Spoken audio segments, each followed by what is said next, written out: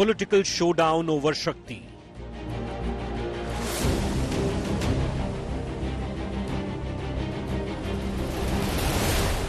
Rahul vows to fight Shakti. Hindu धर्म में शक्ति शब्द होता है. हम शक्ति से लड़ रहे हैं. एक शक्ति से लड़ रहे हैं. Prime Minister Modi fires fierce counter. शक्ति पर वार का मतलब है मां भारती की शक्ति पर वार. BJP rakes up 2022 video. So Jesus Christ is a form of God. Is that correct? He is the real God. He is a real God. As God reveals him as a man, human person, not like Shakti or this power. So we see in this human person, born like a man, born in this world, the Father. Rahul hits back at Prime Minister.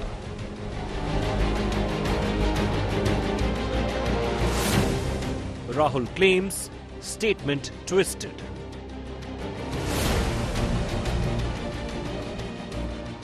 Mega Shakti showdown. Top focus on 6 p.m. Prime. Good evening. You're watching 6 p.m. Prime here on India Today. I'm Akshita Nandagopal. This evening, we're getting you the big political fight that's broken out after Rahul Gandhi's comment at the grand finale of the Bharat Jodo Nyay Yatra in Mumbai, where he spoke about his fight against Shakti. Now, it's led to the Prime Minister hitting out saying that the BJP will preserve Shakti, that the BJP will ensure that Shakti remains undefeated. Now, it's led to this political controversy, and we leave it for you, the viewer, to decide who's right, because Rahul Gandhi has claimed that his statements have been twisted by the Prime Minister. Also coming up on 6 p.m. Prime is Modi's big campaign in the south. He's expected to touch down in Coimbatore any time now, and we'll get you those live updates.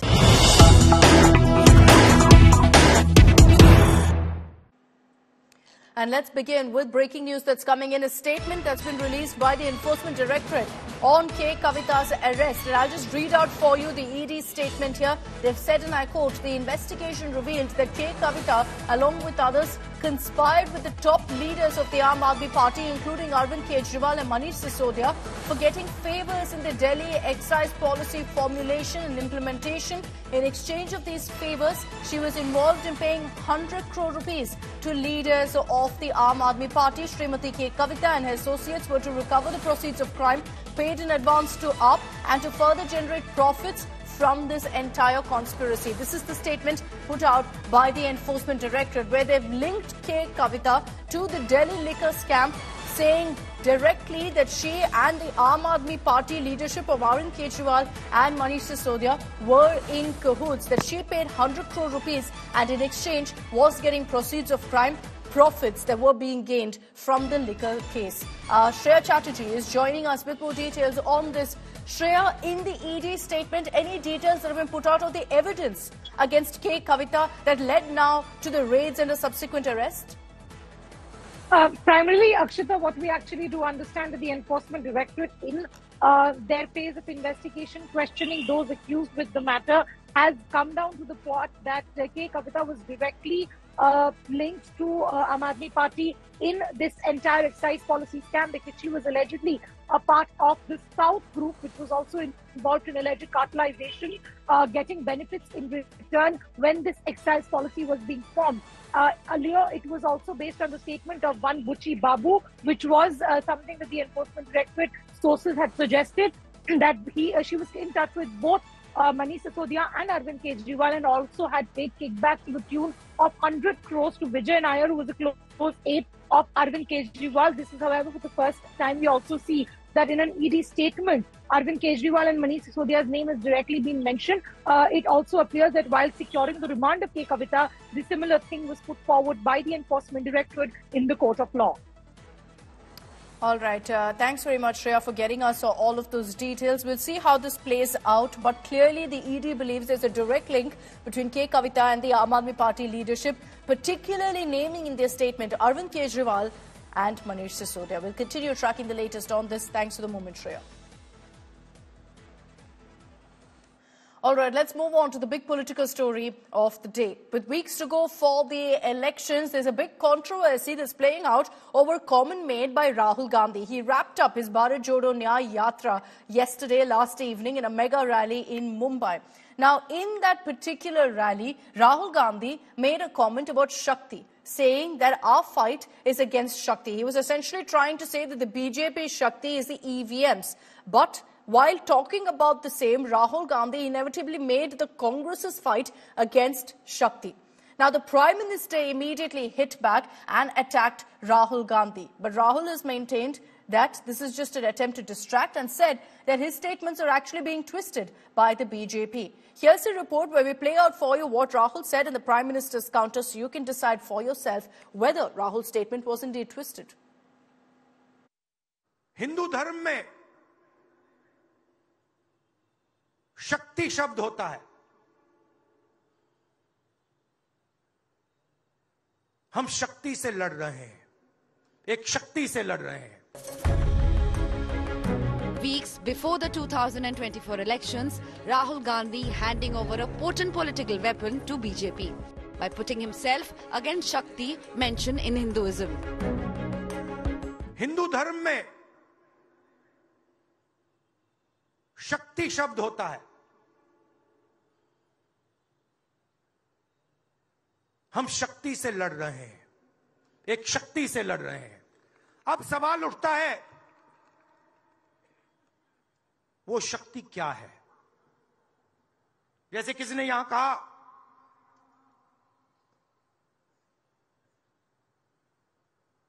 राजा की आत्मा EVM में है.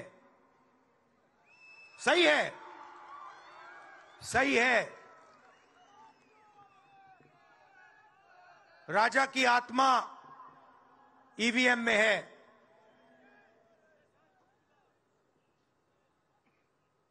हिंदुस्तान की हर संस्था में है. ED में है, सीबीआई में है, इनकम टैक्स डिपार्टमेंट में है. Prime Minister Narendra Modi led BJP scathing counter, accusing Rahul Gandhi of disrespecting Hindu beliefs. Modi said that he can die to protect Shakti, synonymous with Indian woman power. ऐसा Shivaji park जहां से INDI alliance ने अपनी घोषणा पत्र जाहिर किया और उन्होंने कहा है कि उनकी लड़ाई शक्ति के खिलाफ है. कल शिवाजी पार्क में इंडी अलायंस ने अपना घोषणा पत्र शक्ति को खत्म करने के लिए किया है. मैं इस चुनौती को स्वीकार करता हूं और मैं इन शक्ति स्वरूपा माताओं बहनों की रक्षा के लिए जान की बाजी लगा दूंगा. एक तरफ शक्ति के विनाश के लोग करने वाले लोग हैं, दूसरी तरफ शक्ति की पूजा करने वाले लोग हैं. कौन शक्ति का विनाश कर सकता है और कौन शक्ति के आशीर्वाद प्राप्त कर सकता है, इसका मुकाबला 4 जून को हो जाएगा. Rahul Gandhi also responded to Prime Minister Modi, saying that his comments were twisted.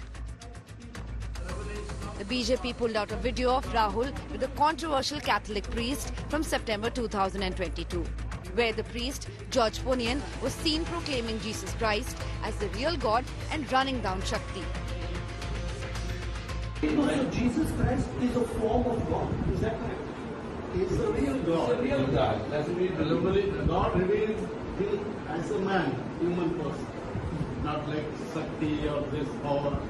So we see in this human person, born like a man, born in this world, the Father. While BJP said the demons who have dared to fight Goddess Shakti have perished, Congress said that Rahul's remarks were twisted. Will Rahul Gandhi's self-goal hurt Congress poll prospects?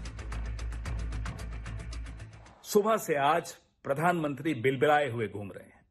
पूरी की पूरी भाजपा अनाप शनाप अनर्गल बातें कर रही है. कल जब से राहुल गांधी ने आसुरी शक्ति के खिलाफ खुलकर हमला बोला, यह चुनाव आसुरी शक्ति और दैवी शक्ति के बीच का चुनाव है. पिछले 10 साल में वो कठुआ हो, वो उन्नाव हो, वो कानपुर हो, वो हाथरस हो, हमने देखा किस तरह से इस सरकार ने और इस सरकार के पीछे बैठी आसुरी शक्ति ने महिलाओं की प्रताड़ना की, तब प्रधानमंत्री की शक्ति उपासना कहां गई थी? Shakti is a phenomenal concept. It's not a word on which you do politics. And by constantly trying to drag Sanatan Dharm into their politics has become a norm for the Congress party and its leadership. For how long, until when, will Mr. Rahul Gandhi and his party keep dragging Sanatan Dharm to do their politics? Do they have no other positive agenda to do politics without dragging Sanatan Dharm into it? Bureau Report, India Today.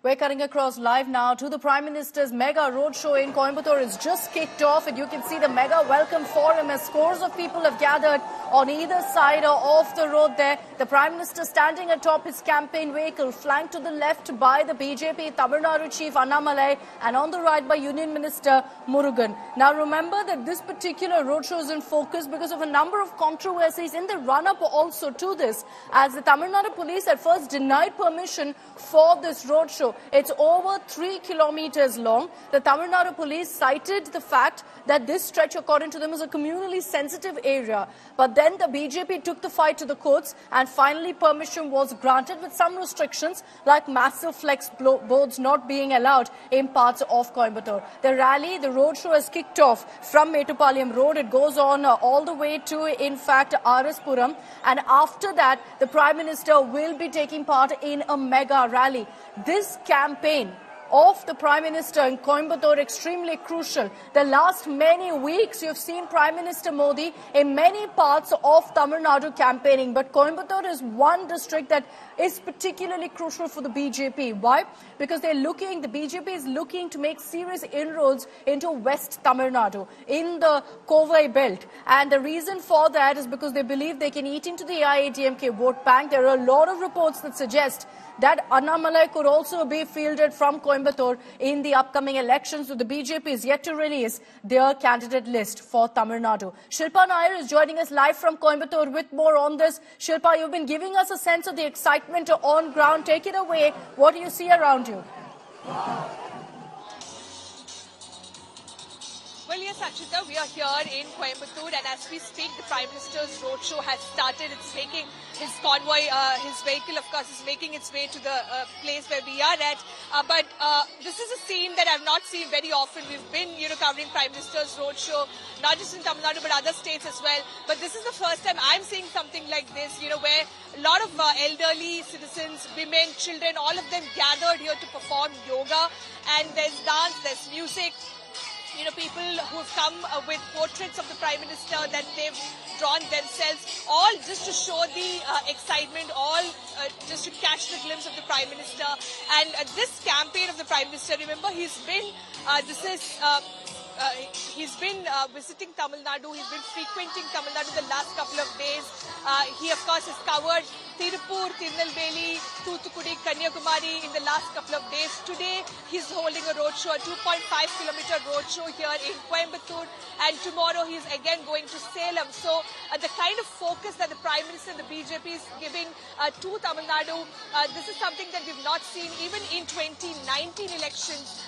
The kind of campaigning that the BJP is doing at this time around, because in 2024, the BJP themselves feel that they do have a chance of improving their performance, and they even believe that they can win 1 or 2 seats, and that is the reason why the Prime Minister has been focusing on some of these pockets, the western region and the southern region of Tamil Nadu, where the BJP has a significant presence, and they want to build on from there, and that is the reason why the Prime Minister is heavily focusing in some of these areas. And as far as Coimbatore is concerned, this of course is an industrial hub for MSMEs. The diverse mix of population population as well. There's a significant section of people who are from North India who live here. So it's a diverse mix of population when you speak about Coimbatore. And there are of course huge speculations that it could be Annamalai who could emerge as the BJP's candidate here in Coimbatore. Though Annamalai is very reluctant to talk about it, he says it's up to the national leadership, it's up to the CEC to decide who will be the candidate. There are of course huge speculations, and many even believe the reason the Prime Minister is doing a roadshow here instead of a public meeting is also probably because there's a prominent candidate who could be fielded from Coimbatore. Now Coimbatore, again, to speak about the significance of Coimbatore for the BJP, yes, they have a significant presence here. It is also one of the assembly segments where the BJP has won. Remember, Vanati Srinivasan, a very senior women leader of the BJP, won from the Coimbatore South constituency in the 2021 assembly elections, beating actor politician Kamal Hassan and others. So the BJP has a strong presence, and what they want to do for this election is, of course, try to build on that vote.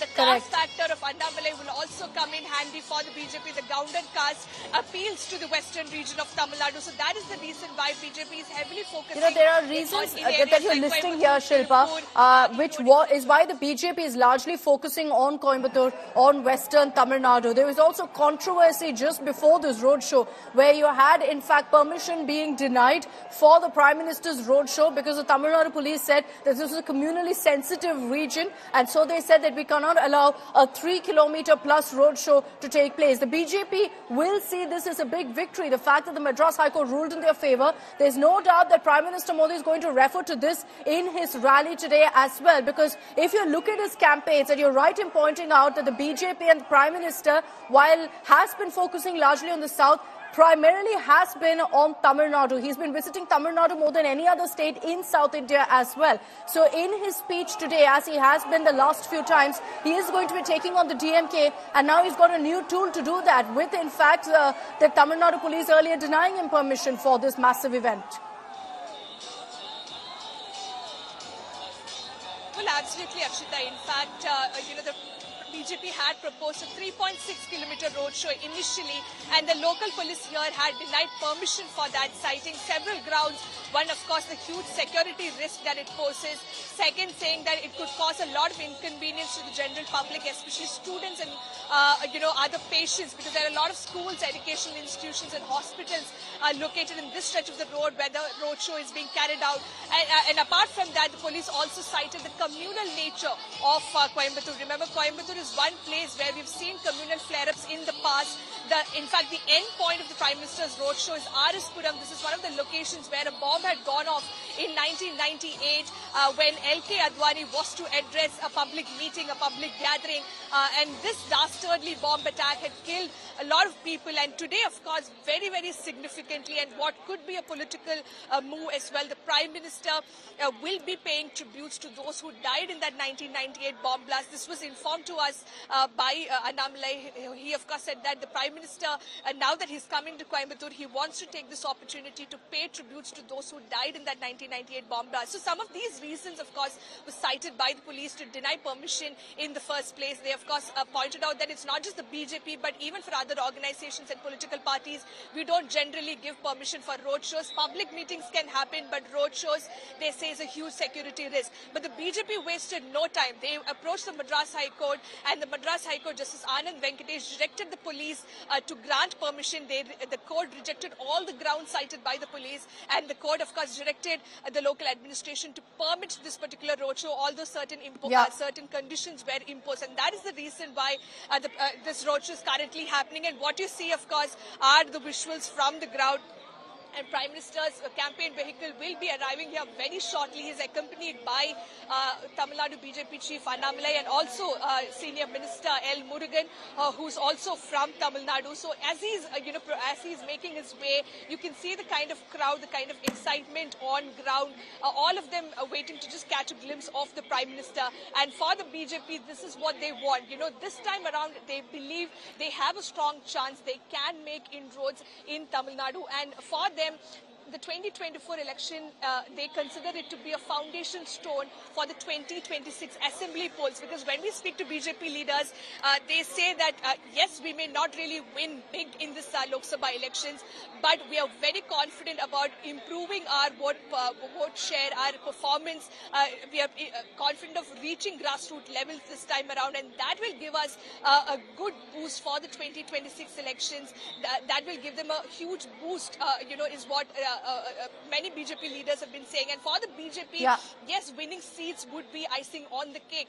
But if their vote share increases and if they manage to push the ADMK into the third position in some of these constituencies, then the game is open for the 2026 assembly polls. And that's precisely what the BJP is focusing at But this there are a couple of factors. There are a couple of factors, Shilpa, that the BJP has to look to. One, of course, alliances. That's still something that's in the works. The BJP has got some smaller parties on board. There's still a big question mark, however, about PMK, and they'll be counting on getting them on board because that will significantly help in beefing up their vote share. The second factor is also about the kind of candidates that they field. There was a hint that came in earlier today with Tamilisai Soundararajan resigning as the Telangana governor. It's confirmed that she is going to be in the Lok Sabha fray in all likelihood from Chennai South. Then there is, of course, Annamalai himself, where there's endless speculation, and our sources have told us that he could be fielded in this election from this very seat where the Prime Minister currently is, from Coimbatore. So there are all of these factors that the BJP has to consider to ensure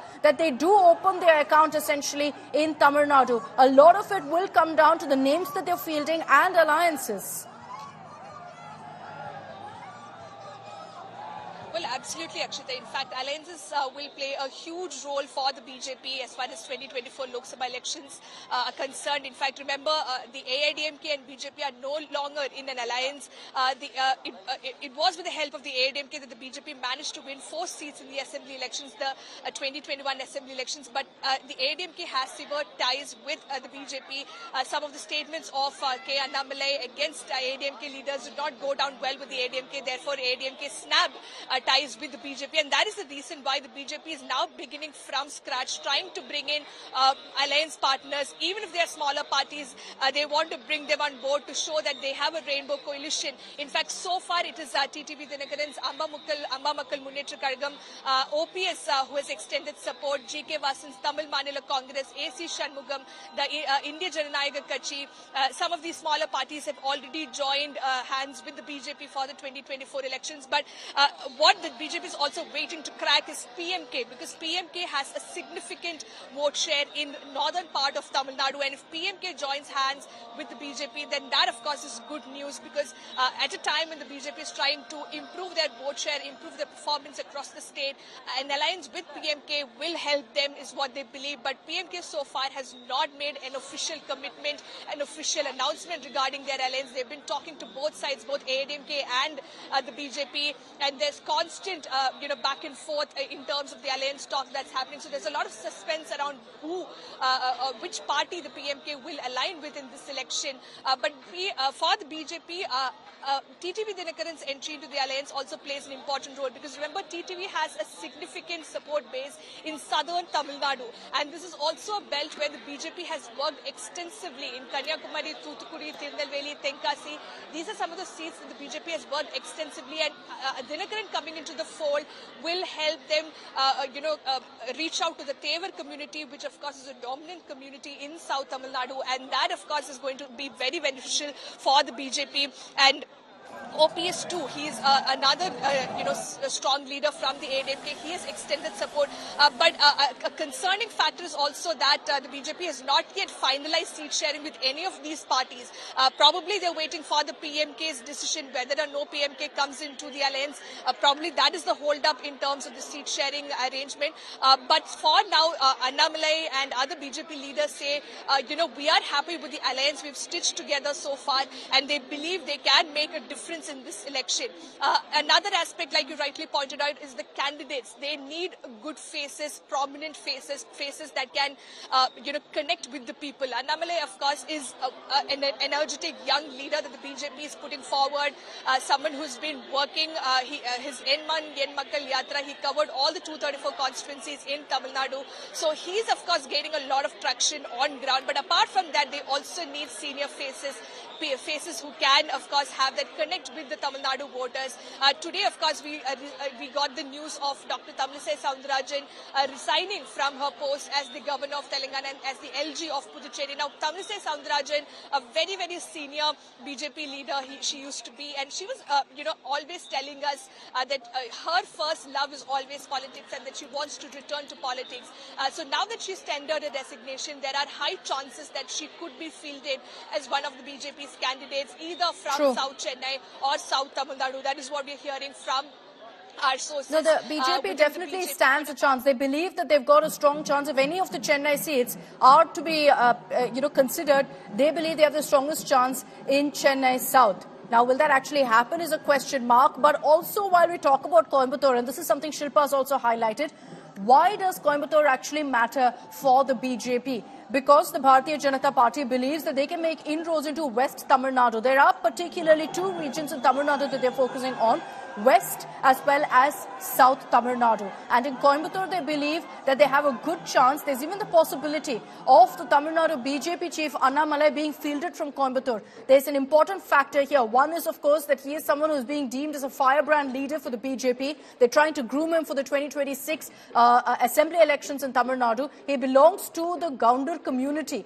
and that works in their favor as well, because this community is there in large number in West Tamil Nadu. Now, besides that, also the fact that the AIADMK is strong in West Tamil Nadu, the BJP is hoping that some of the votes that belong to the AIADMK, what's considered their traditional vote bank, shifts to the BJP. The BJP has been working hard to kind of eat into the AIADMK vote bank more than the DMK, because they want to project themselves as the alternative. In the Kongu belt, as it's called, the Kovai area, the BJP is counting that they will make mega inroads. And Coimbatore matters for this reason, because they've tasted electoral success here, whether it's in the assembly elections or in the general elections, which is why the Prime Minister's campaign here matters for the Bharatiya Janata Party. If they're looking to open their account, this seat is extremely crucial in what happens in the weeks to come. Remember, the Tamil Nadu goes to polls in phase 1.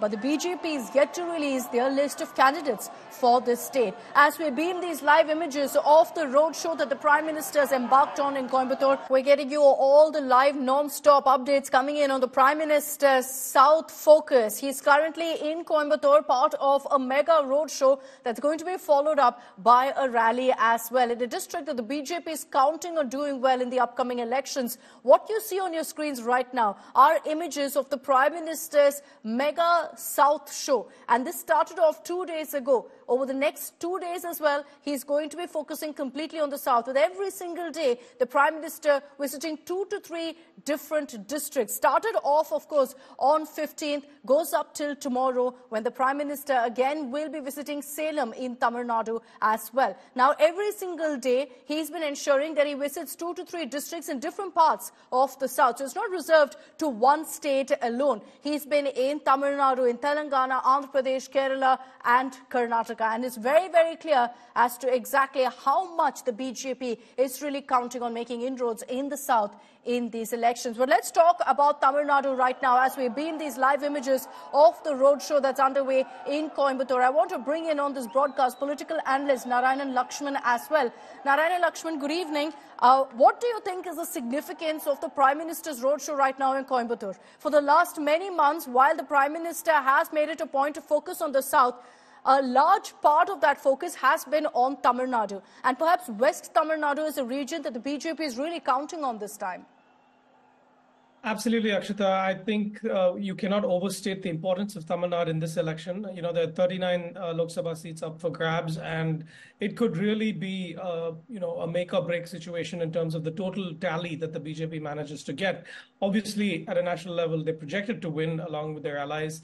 But, the South has been a tough climb for them, and among the toughest, I would say, are Tamil Nadu, maybe Kerala as well. So I think the Prime Minister is personally investing in doing his best here. Of course, that is his style of politics. It is almost like a presidential style where, it's a referendum on his own personality, his policies, his government's policies.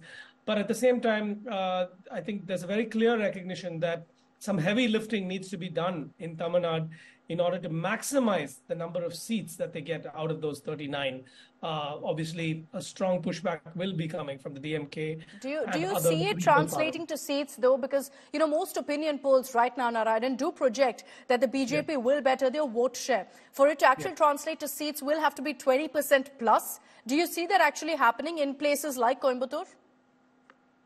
Well, it's very hard, Akshita, because I think, see, there are multiple factors. One is there is a feeling of the tensions between central and state government. Obviously, the DMK has spoken a lot about, you know, we need to get a share of resources. We are not getting as much as the North. You know, we are contributing more in terms of state GDP to the overall country's income. We should be getting more, all of that. Then there's also the longer term history of the Dravidian movement and the fact that, you know, many people, the older generations at least, is still, you know, subscribe to a sense of Tamil Nadu being a very exceptional and unique state. But the question is, the young people are now, a younger generation of voters is also there. They may not so much remember what happened in 1967 when the Congress was defeated by the DMK. And, you know, the Dravidian parties then went on to rule the state for the next 50 years between the DMK and ADMK. So that doesn't really echo maybe with the younger generation. So therein, I think Prime Minister Modi and the rest of the BJP trying to portray a positive image of what their vision for the country is, of growth, of opportunities, and, you know, generally that India will be prosperous. The Achedin tag, which they talk about under Prime Minister Modi's government. You know, the BJP, and this is perhaps one of the biggest challenges that they faced in Tamil Nadu, which is that they're perceived as a North Indian party.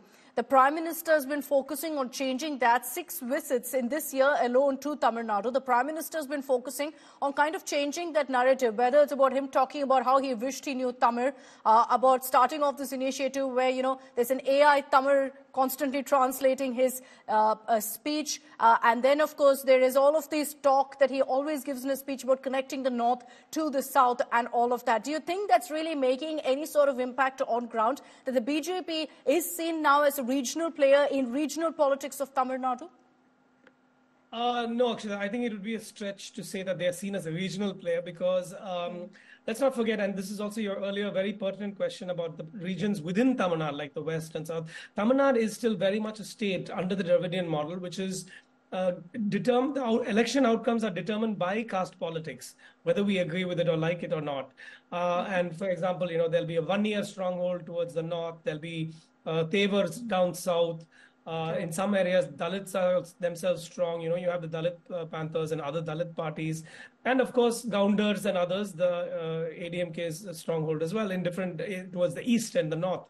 And Chennai is a big constituency. So I think the Prime Minister is certainly aware, and the BJP as a party is aware of these caste calculations and equations. But their equation, their rather propaganda is entirely different, right? It is not really based on caste. It is more about, to an extent, it's about religion. To an extent, it's about growth and a different view of India, which is not about regional politics. But I think that hasn't gained an echo here yet because, let's face it, they're starting from scratch. They're, you know, near zero. So even in the state assembly elections, they've just managed to scrape a few seats. But the advantage of being in that position of the underdog party is that every small gain that you make is seen as being the effect of a much bigger footprint on Tamil society, from 0 to go to 5 seats or something, or a, you know, single-digit percentage of the vote share is actually quite huge because it tells you the work they've been doing at the village level in terms of promoting Hindu festivals, temple worship, and all of those things. And of course, Prime Minister Modi's own personality and how he is good for the governance of this country. That's their message. So that is obviously gaining some traction, and that's what they're banking on. If I may, Akshita, I'll also add that the other side of it is their alliance with the AIADMK, which is something of a little more of a precarious and difficult story because there were originally talks and plans and they had come together.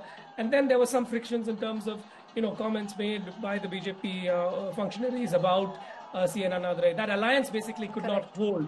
But I don't think, I think being on the ground here, what we're hearing is there is a very decent chance of a post-poll tie-up. The question really will be, will it be enough to really knock off the numbers of the DMK in terms of the number of seats they get, and will it add a substantial amount to the tally in the Lok Sabha? So we'll have to wait and see about those factors. Interesting perspective there, Nara. And request you to stay with me. I just want to dip into what's happening there in Coimbatore, because you can see right now scores of people who've come together for that roadshow, and you can see many people there walking along with the convoy of the Prime Minister. He's traveling on an open jeep, waving to the crowds. There are people there who are running along with the vehicle, trying to stay with the Prime Minister, trying to catch a glimpse of him, many clicking pictures there. And as the sun sets, you can see that people are getting all the more excited there to catch a glimpse of the Prime Minister.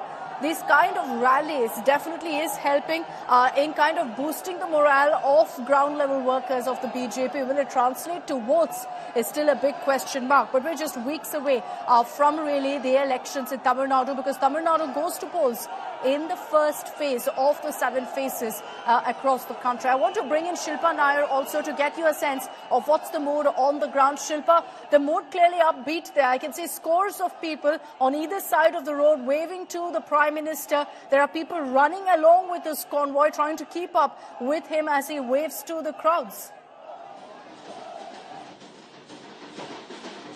Well, absolutely, Akshita. In fact, a lot of excitement and festivities on ground here in Coimbatore. And this is also what the BJP wants. You know, ahead of the crucial election, you need your workers, you need your party workers to be charged up. You need to reach out to your supporters, your potential voters. And that is what is precisely the Prime Minister is focusing at this point in time. Look at the number of times the Prime Minister has come to Tamil Nadu, not just, ahead of the elections, even during the Pran Pratishtha ceremony.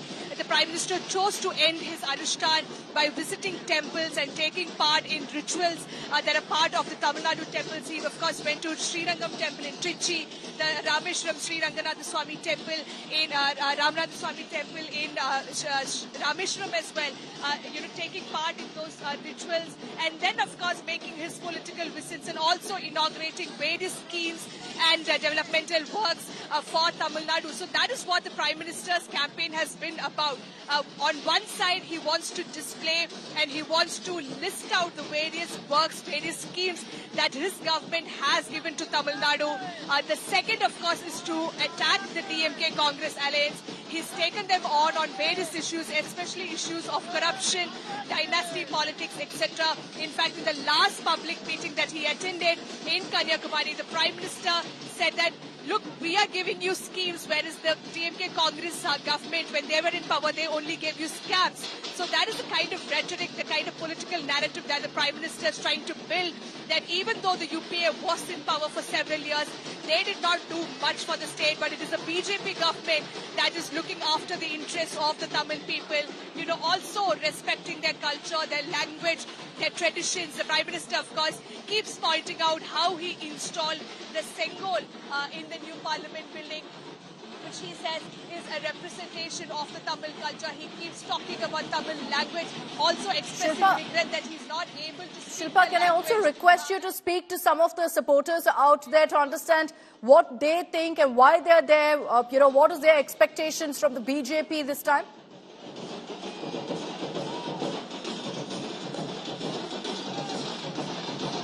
Well, yes, Akshita, in fact, there's a lot of sound here. I'm not sure if you'll be able to hear me, but I'll still try and speak to some of them here.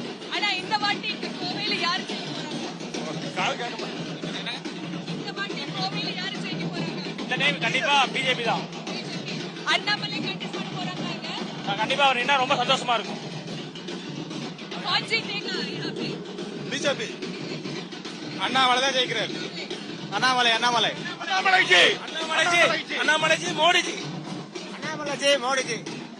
So clearly they're all saying that it is a BJP who's going to win here in Coimbatore, and they all want to see Annamalai emerging as the member of parliament, getting elected as the member of parliament from Coimbatore.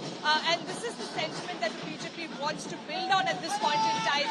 They know that Coimbatore is a belt where they have a strong presence. There are several pro-Hindu groups in Coimbatore, so they believe that this is a place where they can, of course, build on, and that's the reason why they could even go for Annamalai as their face for Coimbatore, someone very prominent, someone who's been leading the party from forward, from the front, and the energy, the excitement, this of course comes as a good news for the BJP.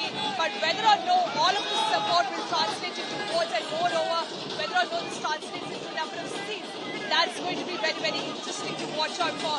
But for the BJP, the one thing that they're extremely confident about this time around is improving their vote share. They believe they have managed to make inroads in the state.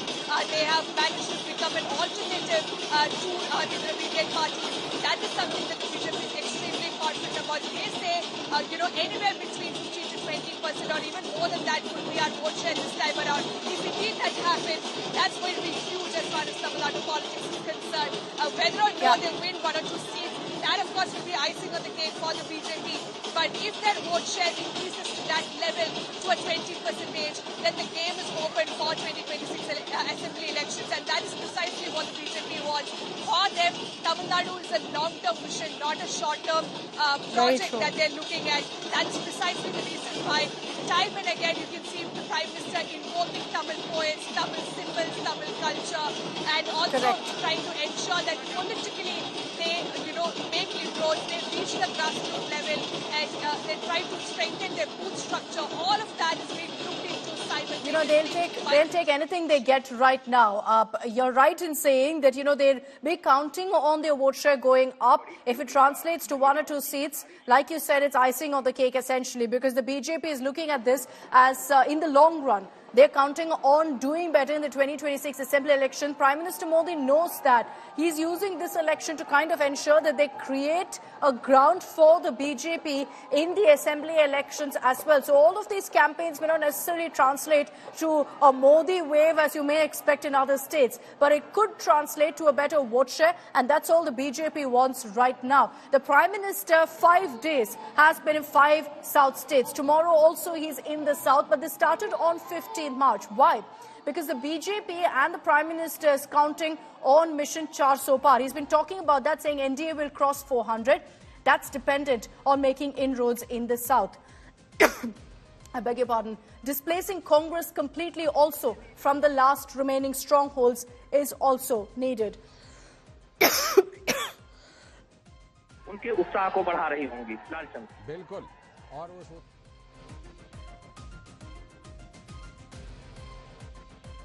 Okay, to displace Congress completely from the last remaining strongholds, which is largely southern states, that's also a big focus of the BJP, which is why they want to make inroads and kind of establish themselves in states where they've not had a presence before. Fully consolidate electoral control over the country. The Hindi heartland is conquered. The South, not so much. And the BJP wants to change that with this particular election. Now, these are economic powerhouse states, the South states, and the Prime Minister has always spoken about Modinomics. He'll want to reinstate that by ensuring that they perform well in these economic powerhouse states as well. So this is why the BJP has been putting such an aggressive approach when it comes to the southern states particularly, and the Prime Minister has been campaigning hard in these areas. I want to bring in Narayanan Lakshman once again on this. Narayanan, just as we talk about really the BJP performance in Tamil Nadu, everyone's favorite topic on that is, of course, Annamalai. What do you really see as the impact of Annamalai in these elections beyond just, of course, grabbing headlines? Do you see his role really in the upcoming assembly elections, in the general election? There is talk that he could be contesting as well. Yes, Akshita, I think he has emerged as a fairly capable, if new leader who still is kind of finding his way. He's certainly steadied the BJP ship in Tamil Nadu. I think particularly notable to his credit was the DMK files, as he called them, the long list of allegations and charges that he brought to the public in terms of corruption with those associated with the DMK. And I think he's really been on the front foot in terms of campaigning, getting out there. He's highly energetic.